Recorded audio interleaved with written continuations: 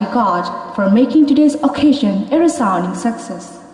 I thank our respected chief guest, who despite the busy schedule have found time to grace this occasion.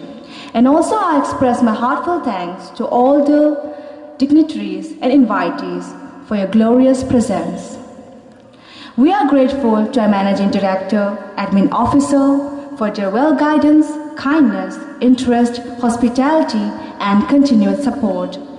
I thank to all the well-wishers present here for your stewardship, support, vision, and commitment. I thank all the volunteers for their unstinted support for this program. And my heartfelt thanks to all the students, faculty members, and various departments of their contributions to make this day.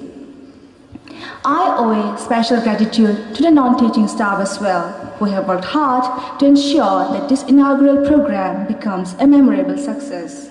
Last but not the least, I thank you all my fellow friends for your cooperation in making today's program a resounding success.